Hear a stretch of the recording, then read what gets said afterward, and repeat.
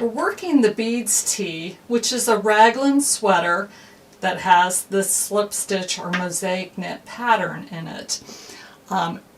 That color work pattern, that mosaic pattern, is worked at the same time that we're doing the raglan increases. So each time you get to the section where there is the color work, you have to figure out where you are in the pattern.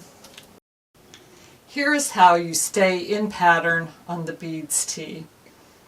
You may think, this looks like a little bit bigger yarn, and I am currently working on a DK version rather than a fingering version.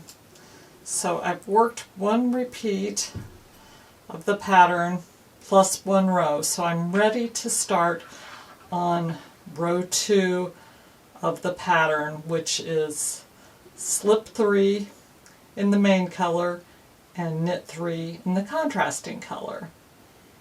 And I've just worked the last stitch of the main color on the previous round, and then I'm going to use the contrasting color to start the pattern, but I need to figure out where I am.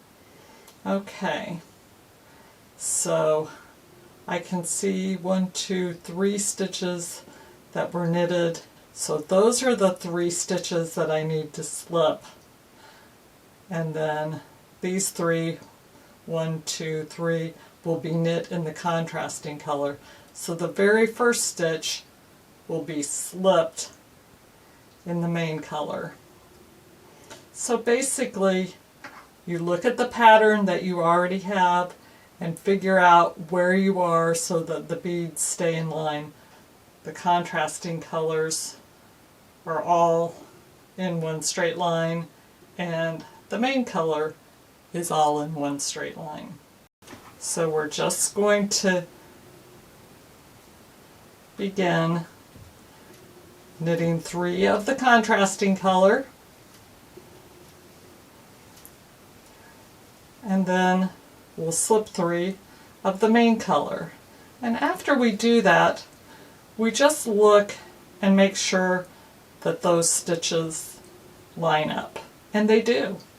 And that's all you need to do to get started and to keep in pattern on the beads tee.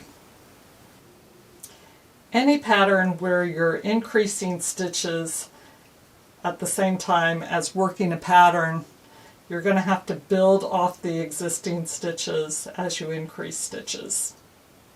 So this will work. This technique works for the beads tee, but it also works for any other pattern, whether it be lace or color work, where you're increasing stitches.